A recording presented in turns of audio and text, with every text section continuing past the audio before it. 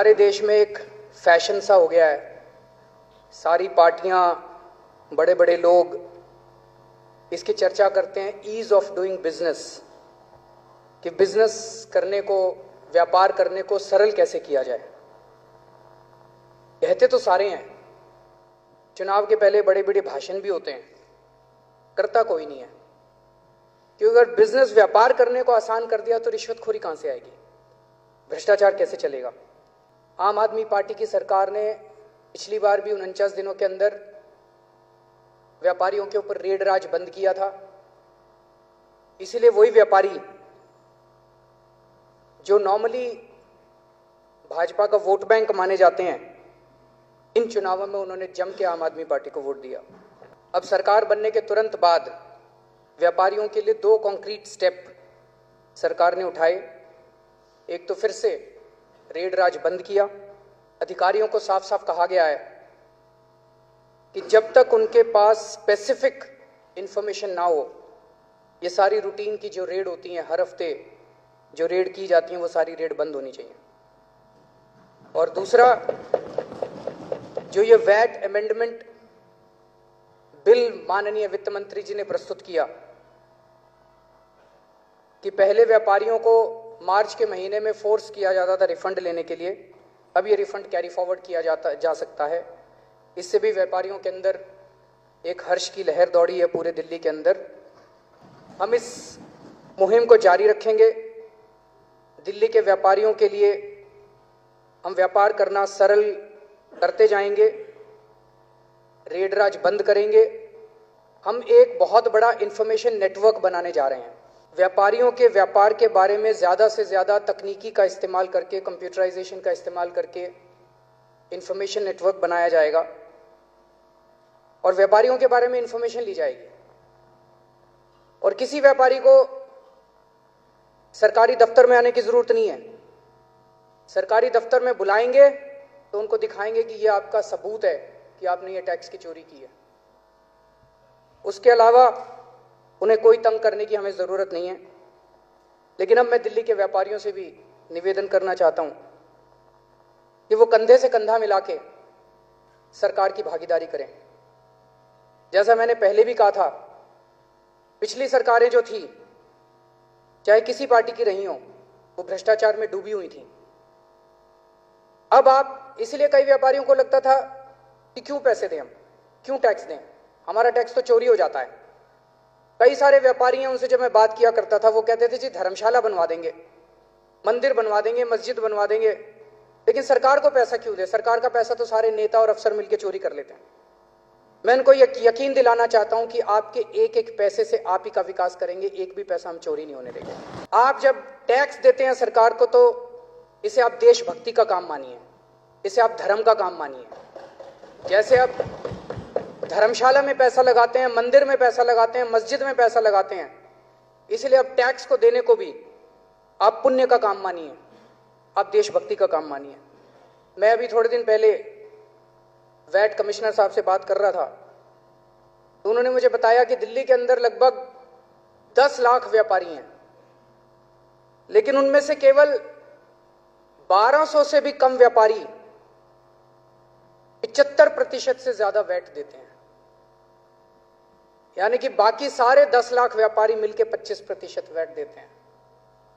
तो गड़बड़ तो बहुत है, लेकिन ये सबको मिलकर करनी पड़ेगी। ये रेड मारने से नहीं होगी, सबको साथ लेके चलने से, उनको गले लगाने से होगी, उनको विश्वास पैदा करने से होगी, जो ये सरकार करेगी। अभी मेरे पास कुछ एग्जैक्ट फिगर्स आई हैं कि दिल्ली के लोग मिलके केंद्र सरकार को लगभग 60 से 65 हजार करोड़ रुपए का इनकम टैक्स और सर्विस टैक्स दोनों मिला के देते हैं।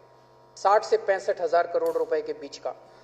मैं माननीय सदस्यों की जानकारी के लिए बता दूं, संविधान के हिसाब से इनकम टैक्स और सर्विस टैक्स वो टैक्स है जो केंद्र सरकार इकट्ठा करती है, केंद्र सरकार कलेक्ट करती है, लेकिन केंद्र सरकार खर्च नहीं कर सकती।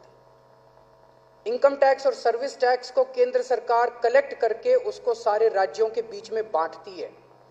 उसको खर्च करने का अधिकार राज्य सरकारों का है, वो उसकी ओनरशिप राज्य सरकारों की, वो राज्य सरकारों का टैक्स है। तो हम 65,000 करोड़ के करीब का टैक्स देते हैं, और वो जब पूरे देश में बंटता है, जो भी माननीय वित्त मंत्री जी ने बताया, उसमें से 65,000 करोड़ में से 325 करोड़ रुपए अपने को मिलता है। ये तो गलत है। ये तो वही हो गया कि अंडा देने वाली मुर्गी का गला घोंट दिया। अगर आप हमें, दिल्ली एक ऐसी जगह है जहां इकोनॉमिक एक्टिविटी बहुत ज्यादा है, बॉम्बे एक ऐसी जगह है जो फाइनेंशियल कैपिटल कहलाती है, अगर आप हमें ज्यादा टैक्स देंगे, ज्यादा पैसा देंगे इसमें शेयर में, तो यहां की इकोनॉमी और बूम करेगी और आपको और टैक्स मिलेगा। आप हमें टैक्स ही देना बंद कर देंगे तो ये 65,000 करोड़ घट के 50,000 करोड़ हो जाएगा, 50,000 करोड़ घट के 40,000 करोड़ हो जाएगा। आप हमें ज्यादा इसमें से शेयर देंगे तो हम सड़कें बनाएंगे, पुल बनाएंगे, कंपनियां नई नई फैक्ट्रियां खोलेंगी, रोजगार मिलेंगे, इकोनॉमिक एक्टिविटी बढ़ेगी और उससे आपको टैक्स भी मिलेगा। लेकिन ये जो सौतेला व्यवहार है, मैं केवल मौजूदा एनडीए की सरकार के बारे में नहीं कह रहा, ये पिछले 2001 से शायद 2001 से 325 करोड़ के ऊपर दिल्ली का शेयर फ्रीज कर दिया गया है।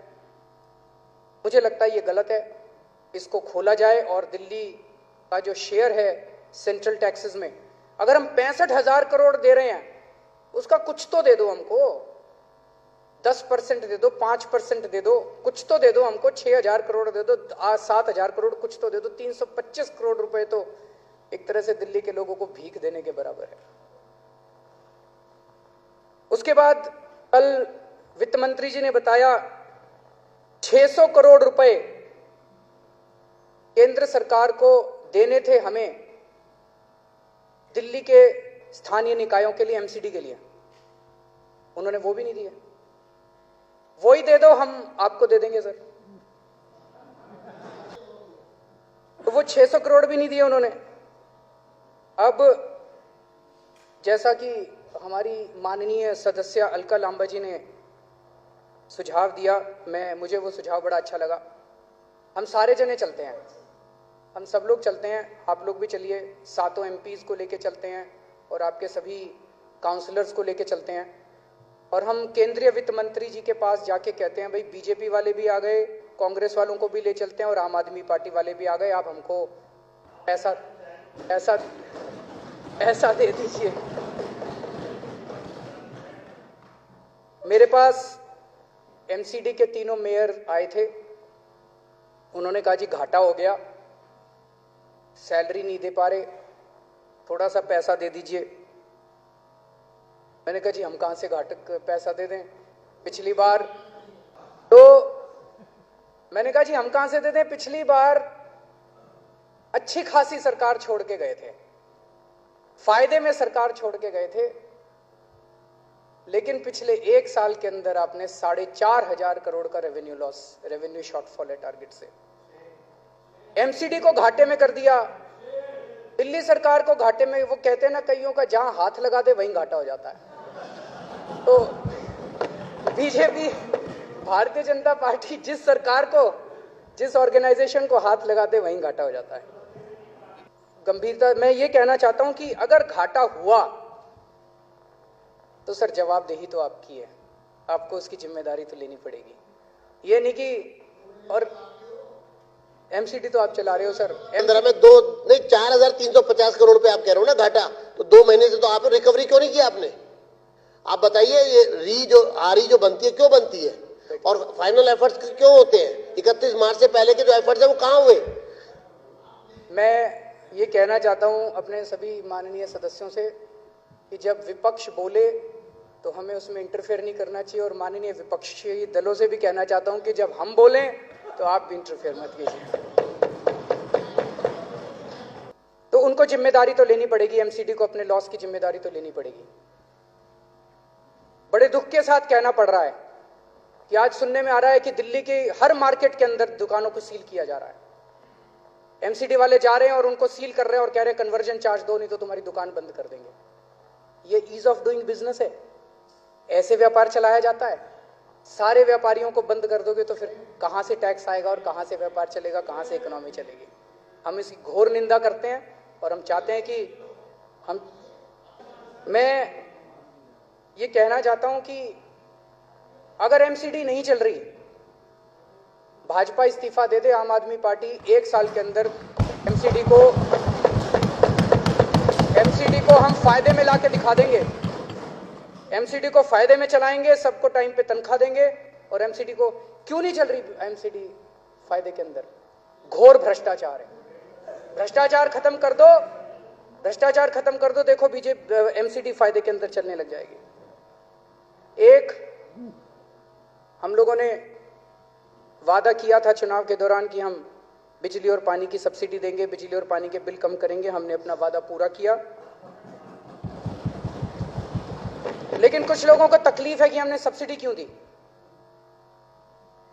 एक महानुभाव ने कहा है, Those who have less in life should have more in law। जिसको भगवान ने जिंदगी में कम दिया है, सरकार की और कानून की जिम्मेदारी है उन लोगों का ख्याल रखना। कहा जाता है कि आम आदमी पार्टी की सरकार तो गरीबों की सरकार है। हमें गर्व है इस बात के, हम गरीबों की सरकार हैं। इस देश में कोई एक सरकार तो है जो गरीबों की सरकार है, ये तो बाकी सारी की सारी सरकारें बड़े बड़े उद्योगपतियों की सरकार है, धन्ना सेठों की सरकारें हैं। चुनाव के पहले गरीबों की बातें करते हैं और चुनाव के बाद फिर इन बड़े बड़े अमीर लोगों की। हम गरीबों की सरकार हैं, हम मिडिल क्लास की सरकार हैं, लेकिन इसका मतलब ये नहीं कि हम अमीरों के खिलाफ हैं। अमीर होना कोई गुनाह नहीं है, ईमानदारी से पैसे कमाओ, अमीर बनो, बड़ी अच्छी बात है। दो बात मैं पानी के विषय में कहना चाहता हूं। दिल्ली में पानी की कमी है, हम सब लोग जानते हैं।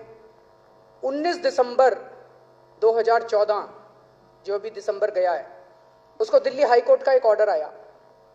दिल्ली हाईकोर्ट ने कहा कि इतना इतना पानी दिल्ली का हक बनता है, दिल्ली को दिया जाए। हरियाणा ने देना चालू कर दिया। चुनाव का टाइम था।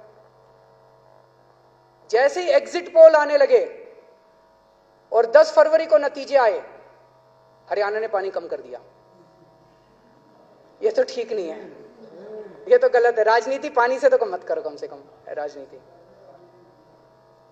मैं दिल्ली जल बोर्ड से निवेदन करूंगा कि आने वाले समय में अगर पानी की कमी होती है दिल्ली के अंदर, तो वो पानी की कमी केवल जनता के ऊपर ना थोपी जाए, उस पानी की कमी को दिल्ली के सारे वीआईपीज के अंदर भी बांटा जाए।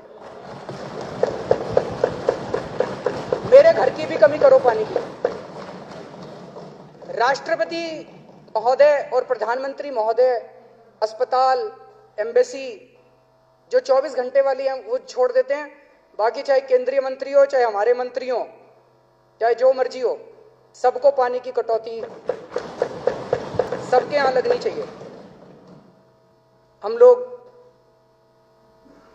पूरी कोशिश कर रहे हैं कि जिस उम्मीद के साथ दिल्ली की जनता ने हमें इतना प्रचंड बहुमत दिया, उन उम्मीदों को हम लोग पूरा कर पाएं। 24-24 घंटे हमारे विधायक मंत्री काम पे लगे हुए हैं। अध्यक्ष महोदय, इसी के साथ मैं वित्त मंत्री द्वारा प्रस्तुत लेखानुदान का समर्थन करता हूं। रेलवे के ऊपर काफ़ी कामों के लिए प्रेशर भी था और उसके कारण हम वो काम करने में अड़चनें आती थी। इसलिए हमने रेलवे विकास निगम जो है उनके साथ हमने MOU भी किया है और हमने जो नई पोर्ट कनेक्टिविटी के लिए एक रेलवे कारपोरेशन का निर्माण किया है।